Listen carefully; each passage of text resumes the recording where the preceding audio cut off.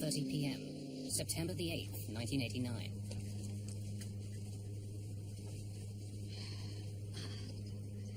Oh, hang on. Knut Tvetem and Finn Petter Berg are flying a charter flight from Oslo, Norway, to the German city of Hamburg. Partner 394, radar service terminated. The plane is about 100 kilometers from the Danish coast. 124.55 by partner 394. How was dinner? Delicious. A little pricey, but delicious. The two friends have flown around the world together, including remote areas of Africa. They're highly experienced, and both are only months away from retirement. Copenhagen, good afternoon. Partner 394. Flight level. Partner 394, good afternoon. Radar contact, Copenhagen control. 394. The plane is flying 22,000 feet above the North Sea. The aircraft they're flying is a twin-prop Convair 340-580. It's a popular plane for short routes like this one. The plane has been chartered by the Norwegian shipping company Wilhelmsen. All 50 passengers are winners of a company lottery, sending them on a free trip to Hamburg to name a new ship. Some had maybe been to naming ceremonies before, but the naming ceremonies are quite exciting. And the atmosphere was very, very, very good at the time of leaving. One of the company's best employees is chosen to give a speech at the christening of the ship in Hamburg. You have to deliver a speech. And it's not so very often that normal person within a company is giving the honor of naming a ship. But it was felt that that was right. As the Convair crosses the North Sea, a Norwegian Air Force F-16 approaches the plane on its way home.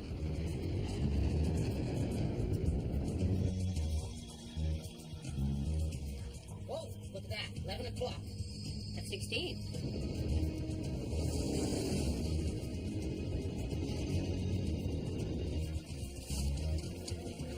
Suddenly, the plane experiences a violent shock.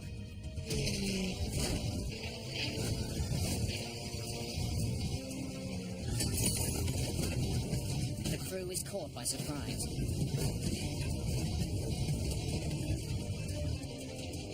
The plane begins rolling upside down. Air traffic control notices that Partner 394 is off course and falling from the sky.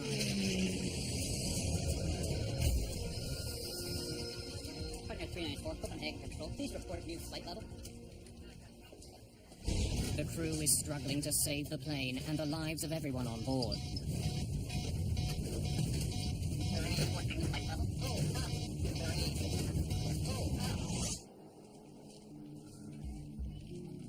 Please report new flight level.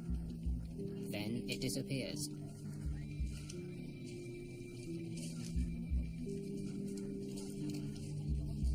It seems as though the charter flight has crashed into the sea. Partner 394 en route to Hamburg is off radar.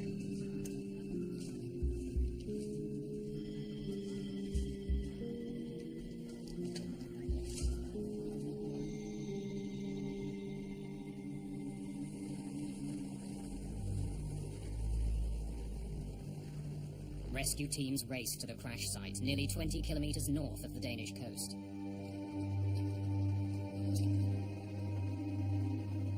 They find only wreckage and bodies. All 55 people who were on the flight are dead. I knew all the people. And some were close friends, some were less close, but I knew them all. And the pressure then felt double. The shipping company is devastated by the news. Half the staff from its head office has been killed.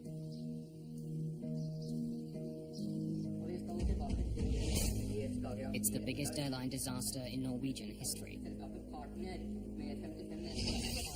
The nation is in shock. Jan Ovind is a young reporter for Norway's largest newspaper. He's assigned to cover this story. One of the inspectors in the Norwegian FAA jumped to the conclusion that it had to be sabotage.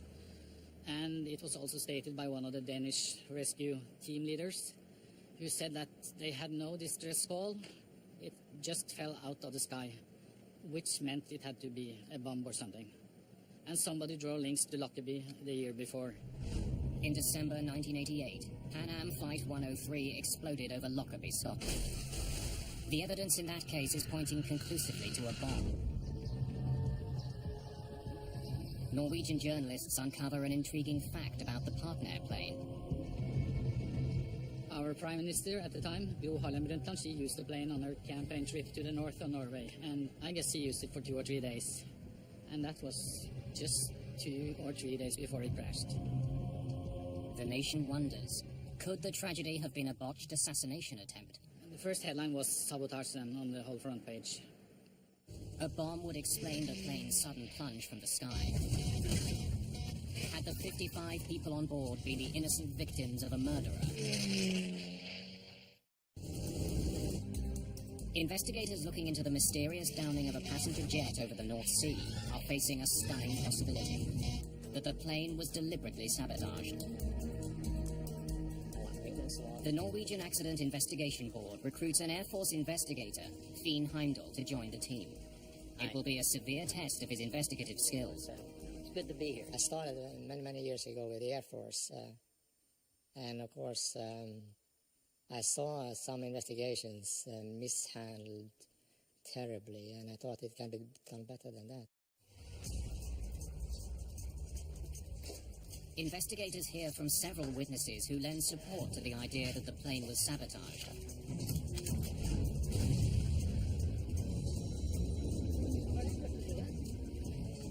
A young man claims to have heard a cannon-like sound coming from the crash site off the Danish coast. It may have been the explosion that brought down the partner plane.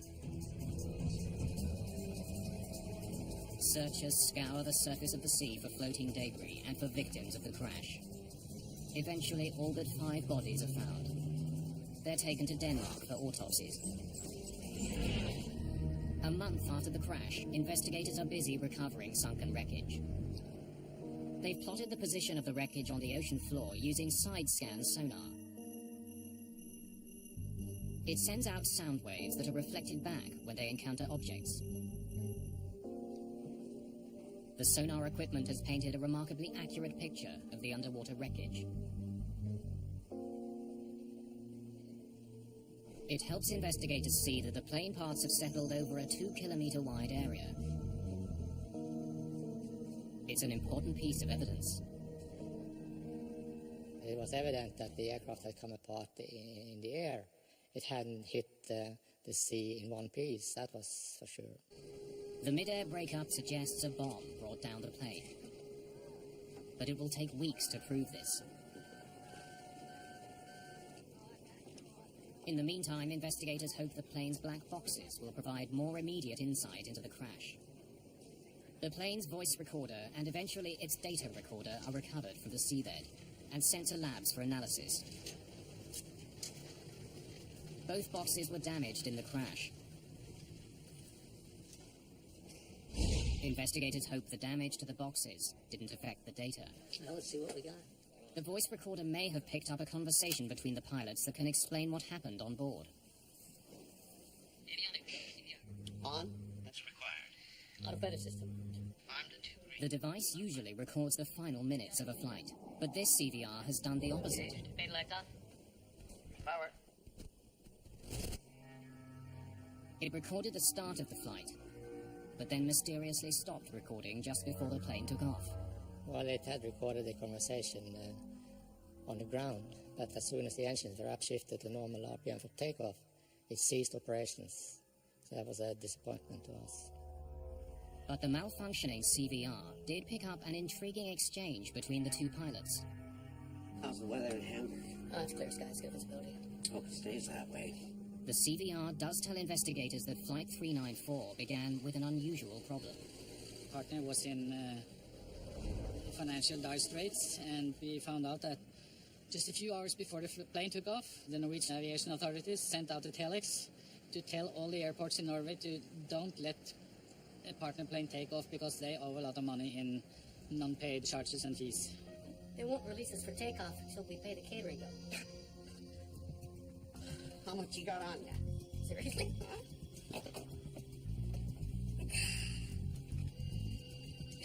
Probably enough, actually. I'll take care of it then. The first officer was forced to leave the cockpit to pay the caterers for onboard meals. Investigators check maintenance records to find out why the CVR only recorded the crew's conversation while they were on the ground. They discover that the plane's cockpit voice recorder had been modified more than 10 years earlier. Modified to switch to primary AC.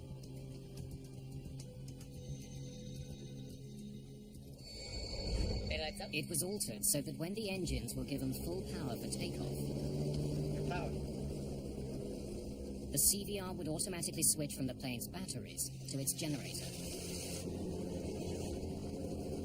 And that modification was not working on this aircraft. Neither pilot realized that as the engines were revved up for takeoff, power to the CVR was actually cut off.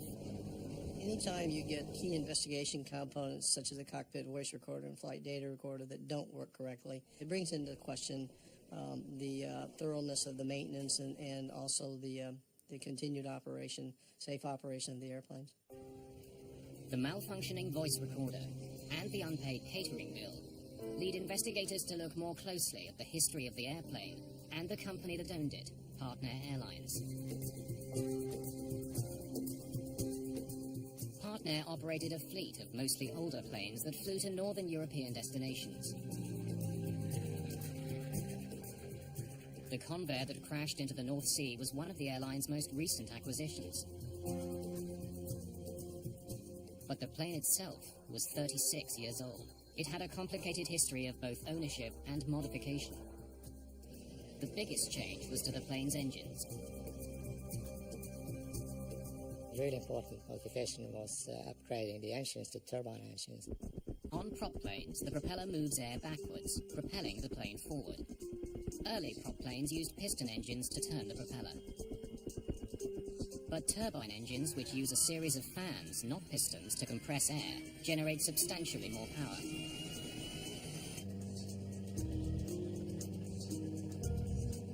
Heimdall learns that in 1960, the plane's original piston engines were removed, and powerful new turboprops were bolted to the wings.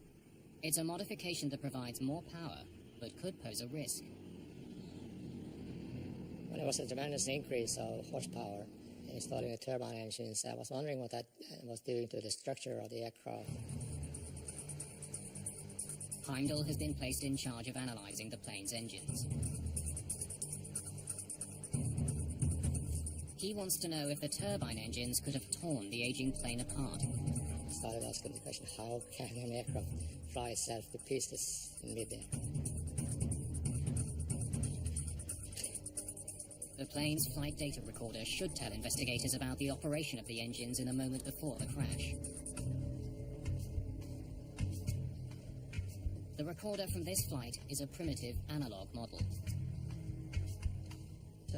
Used a metal foil strip that rotated, and some marking pins actually scratched on the metal surface of the piece of metal. The antiquated data recorder proves to be another frustration for investigators. It didn't record many of the parameters it was supposed to. But more mysteriously, the needle seems to have recorded certain signals twice. The double line confounds experts who analyze the device. We had no experience with anything like that. We contacted several experts, but none had experience with this before. Yeah, I've never seen that before. The flight data doesn't offer investigators any immediate revelations about the crash.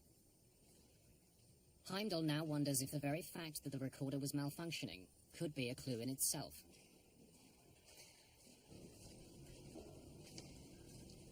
He decides to send the flight data recorder back to the American company that made it for further analysis.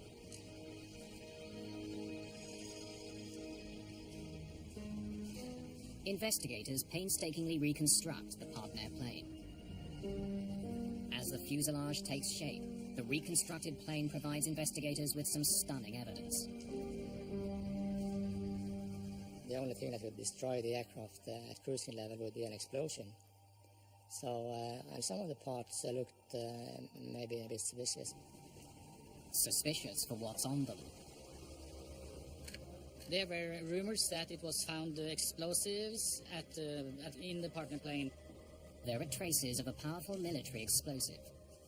The amount is small, but the press gets wind of it.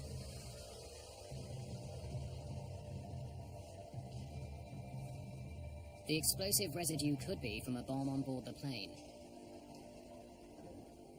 or from another source. A NATO war exercise called Operation Sharp Spear was taking place that same day near the flight path of Flight 394. One of the pilots I talked to, and he said, I guess it might have been the so-called cold rocket, test rocket, might have gone through one of the wings or the fuselage. Many people now wonder if an errant warhead played a role in bringing down the plane.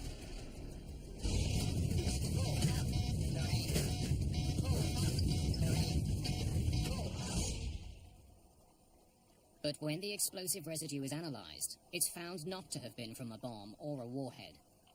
There simply isn't enough of it on the plane.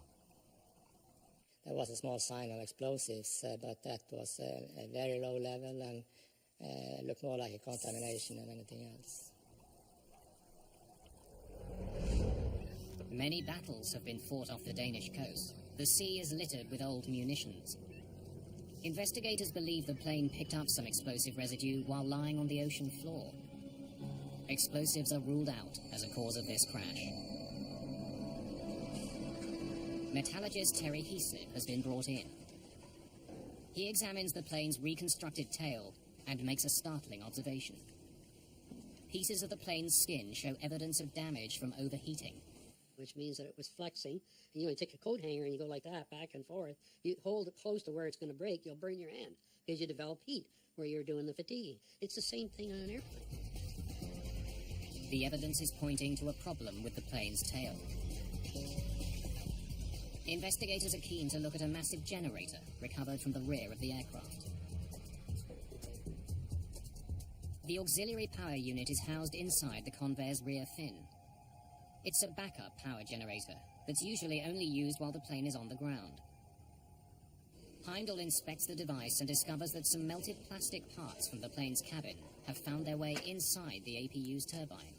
It gives him an important new piece of information about what was happening on the plane at the moment it failed. Meaning that the cabin had failed and the APU was still operating. The APU should not have been running while the plane was in the air. The fact that it was means the APU could be behind this crash. Investigators try to learn more about what happened on the day of the crash. They interview the mechanic who inspected the plane that morning. He reports that one of the plane's two main generators wasn't working, and that he wasn't able to repair it. Regulations demand that the plane have two sources of power before it's allowed to take off. The first officer comes up with a solution that will allow the flight to leave.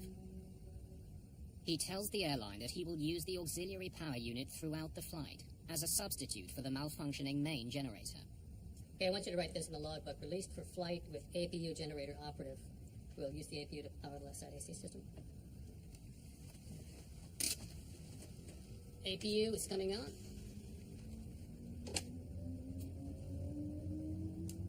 Beta lights off.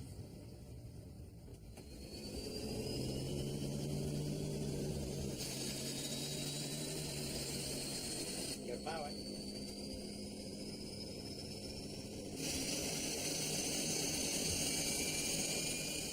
During his inspection of the APU, Heimdall makes an important discovery. When I saw the part, I saw that it was not an aircraft standard part at all.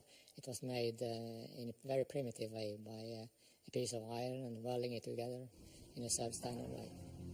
He notices that one of the mounts attaching the APU to the plane is broken. The unit contains a rapidly spinning turbine that generates electricity. If it wasn't properly held in place, it could have caused this crash.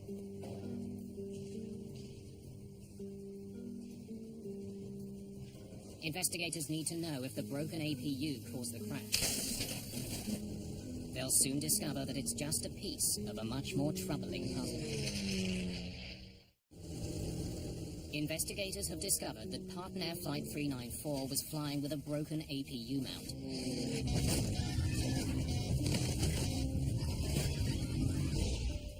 Metallurgist Terry Heaslip performs extensive testing on the failed part.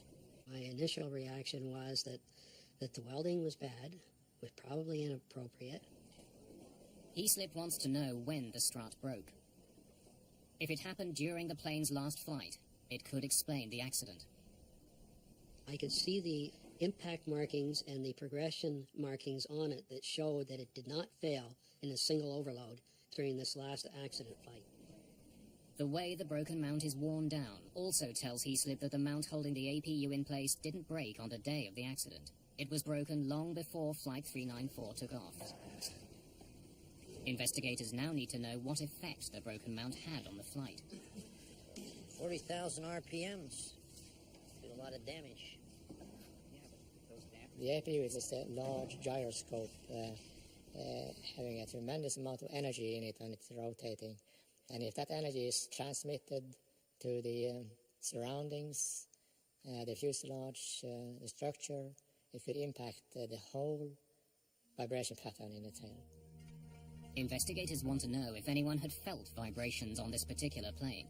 Interviews with people who flew on it provide some answers. Listen, we appreciate your coming in. Thanks a lot.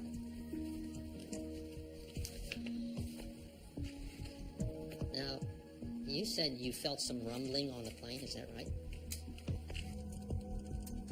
One person stated that the plane that crashed vibrated far more than the two other Convaires owned by the company. Did anything seem unusual on the plane? But others failed to mention the vibrations. A good flight. It's a puzzling situation. Investigators know the APU mount was broken before the flight, but they still don't know if it even played a role in the crash, or whether it would have affected the plane's tail. Then the reconstruction begins to clear things up.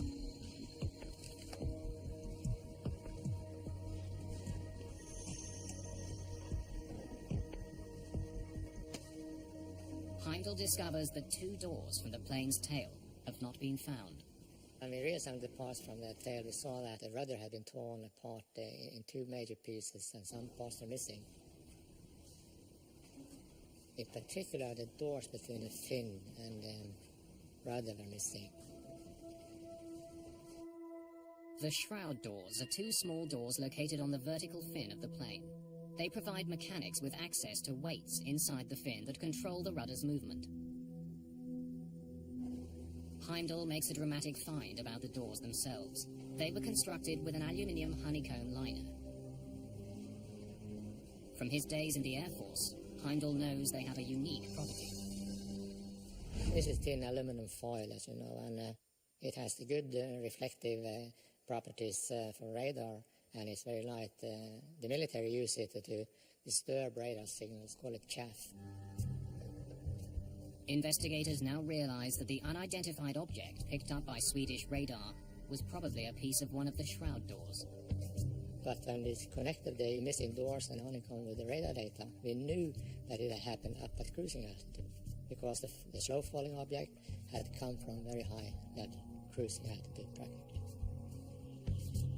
Investigators conclude that the tail began to break apart at 22,000 feet before it plummeted from the sky. But why had the doors fallen off in mid-flight? Whatever caused the shroud doors to tear off likely caused the crash. Investigators know that the rudder's counterweights are located just inside the shroud doors. If a rudder moves too violently from side to side, the weights do as well. We found enough pieces to show that it was just pounding these doors. And the first real components that came off were the honeycomb in those doors. Investigators conclude that around the time of the accident, something caused the rudder to swing violently back and forth, but they still don't know what. The APU with a broken front shock mount, on its own, running in flight, would not cause the aircraft to come apart and the tail to come apart. There had to be extra factors there for that to occur. Investigators continue searching for those extra factors. Then Partner Airlines proposes one. They point to the F-16 that passed over the plane just minutes before the plane veered off course. Whoa, what's that? 11 o'clock. F-16. Partner claims the military jet was flying faster than it should have been. They also believe that it came much closer to the flight than officially reported. Partner, they contacted the Swedish investigator, and he came out with the answer that the F-16 could probably have gone through the sound barrier as it passed just over the partner plane. When a fighter jet or any other plane breaks the sound barrier, you have this pressure wave, and their theory was that this pressure wave just got the plane to disintegrate in the air. But the Norwegian F-16 pilot testifies that he was more than 1,000 feet above the Convair when he passed it. Investigators calculate just how close the F-16 would have had to be in order to seriously disturb Flight 394. They determined that for the F-16's pressure wave to have affected the Convair, it would have had to fly within a few meters of the plane. There's no evidence the two planes were ever that close. Okay, good work. 90% of the plane's wreckage has been recovered from the sea. But investigators still don't know what caused the Convair's tail to come off in midair.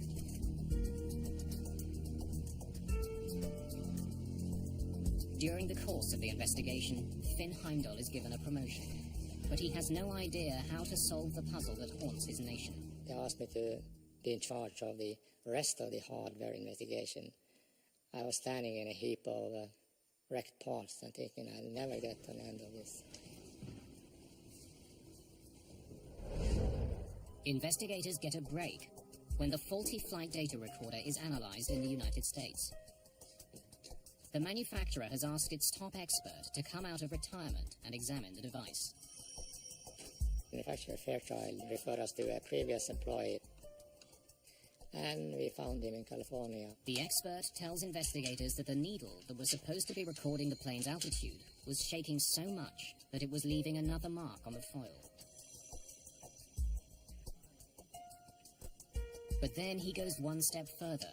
The FDR has a capacity to record for hundreds of hours. By unspooling the metal foil completely, he sees that the FDR has been vibrating severely for months. We saw that this had happened something like 360 operations hours before the accident. I had never seen an abnormality like that before, and it took us a while to figure out what was going on here.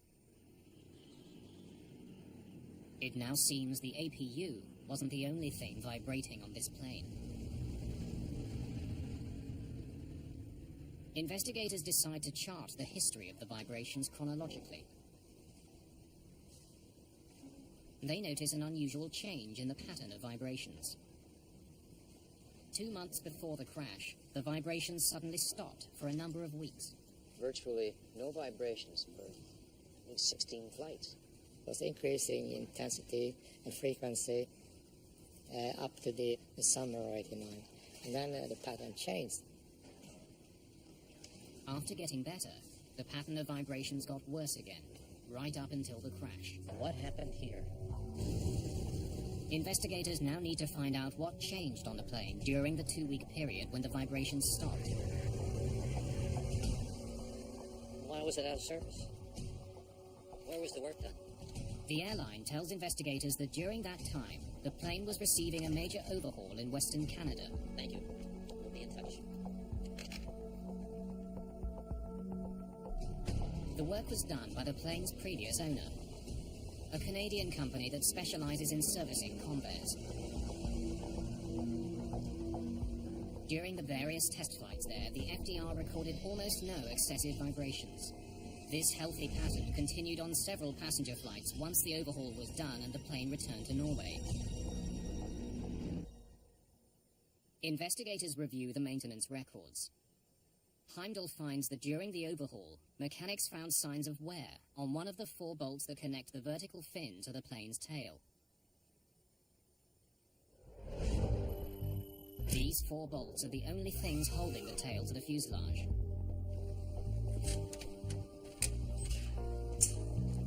During the overhaul of the Convair in July of 1989, a mechanic replaced one of the 4 bolts.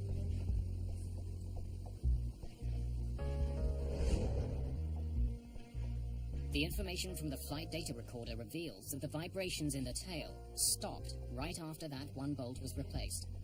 You see that? And as it goes across. Incredibly, investigators are able to recover all 4 of the bolts which were holding the tail in place.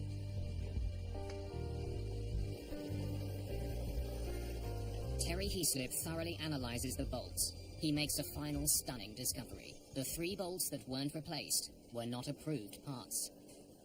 We did metallurgical testing, and we did mechanical testing.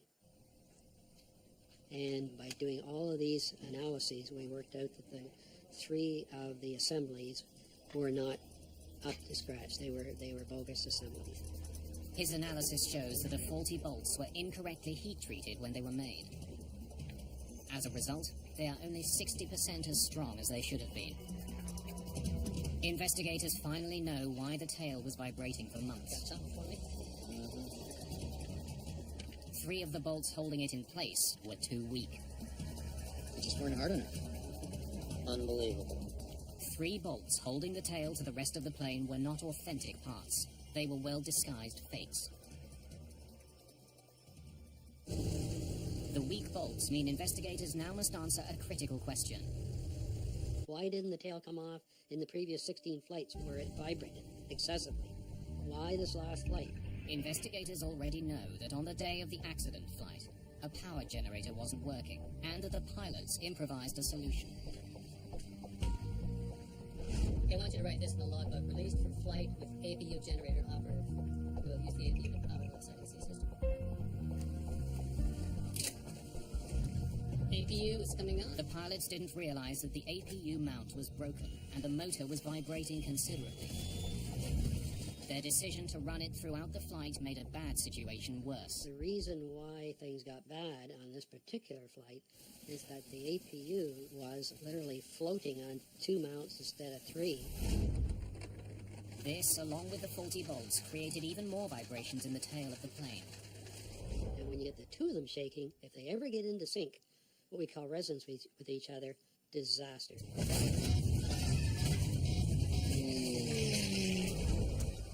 The investigators conclude that the vibrations in the tail and the vibrations from the APU could have combined into a lethal force. Now, this is what we got from the guys at MIT. And technically, the vibrations could have torn the plane apart.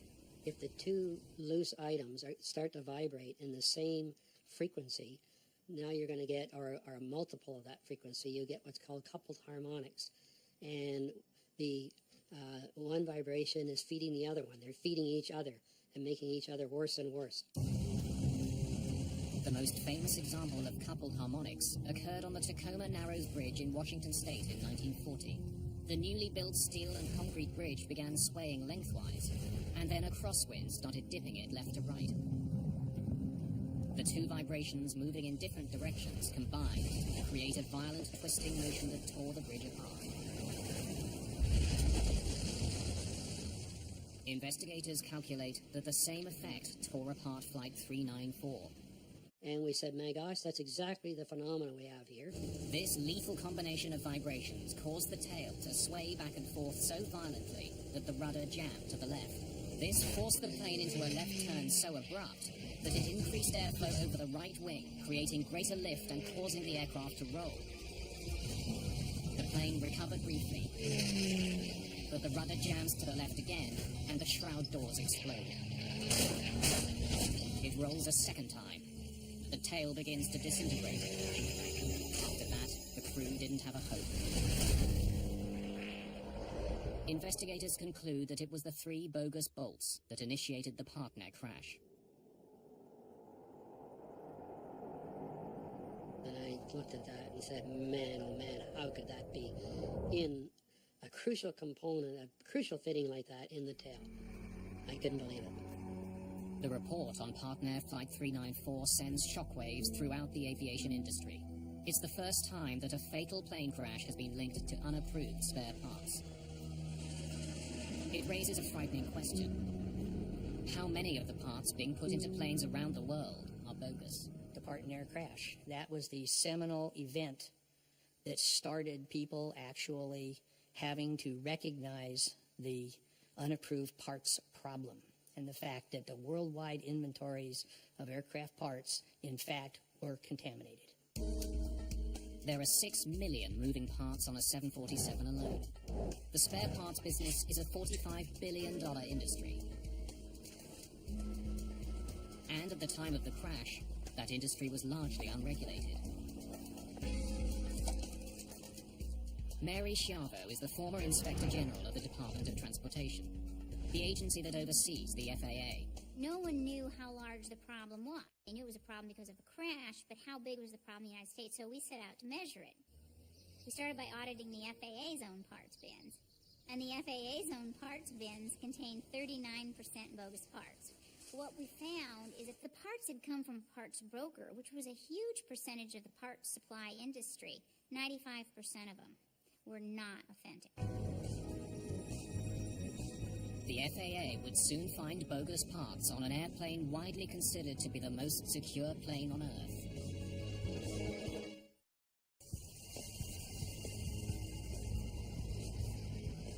There are 5,000 parts brokers in the United States, many of them in the Miami area.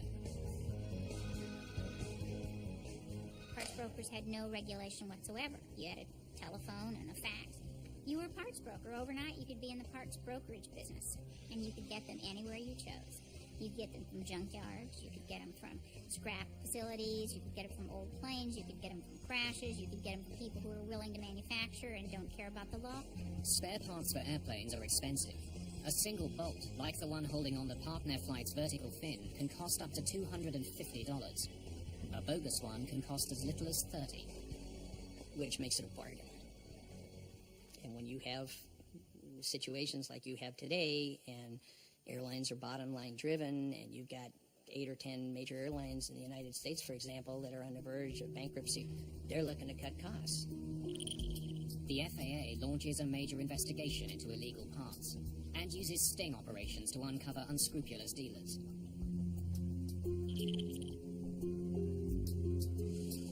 Investigators uncover a black market industry that makes thousands of worn and inferior parts look brand new.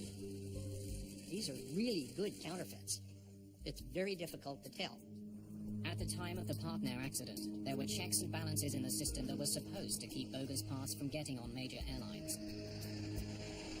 For instance, each spare part needs someone's signature to verify its authenticity. It has to have some documentation that states that it's airworthy. It has to have a maintenance release by some certificated entity. But investigators discover that in addition to a huge market in spare parts, there's also a burgeoning market for counterfeit FAA tags.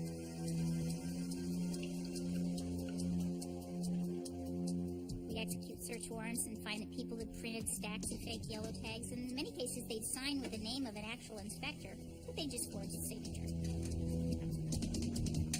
The tag in this business is worth more than the part.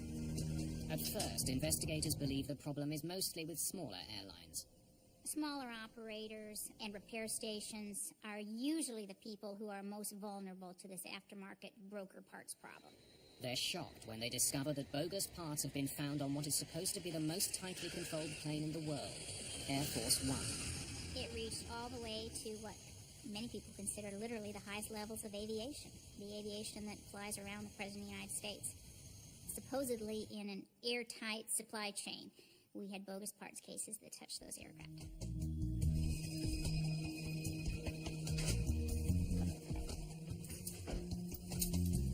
The FAA responds quickly. More than 100 dealers are arrested. With every conviction, we were able to raise the level of awareness, not only of the problem, but of the severe consequences if you want to risk somebody's life. And I actually think that the most important thing that we did was get criminal convictions. As a result of their investigation, the FAA institutes a much more rigorous system for documenting airplane parts. They threaten airlines with criminal charges if they knowingly accept bogus parts. Things are different today because we have a whole body of regulations, much more than we had in the 80s and 90s even, to address the problem. You have to get the mechanic who's actually got the wrench in his hand to a point of sophistication where he's knowledgeable enough to smell a bad part, to smell a bad piece of paper. And it is possible to do. The new regulations achieved their goal. In the 2 decades following the crash of Partner 394, there wasn't a single fatal accident attributed to bogus parts.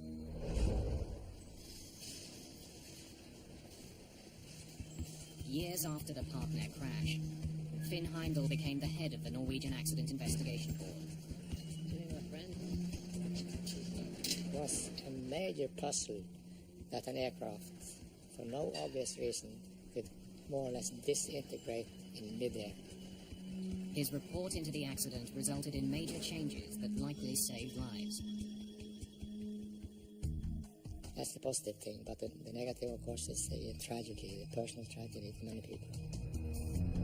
One of the smallest parts on a Norwegian charter plane failed in 1989. Because investigators found the cause of that accident, passengers around the world are safer. Less likely to be on a plane that's fitted with bogus parts. Brand new air crash investigation continues this big new Monday at 9.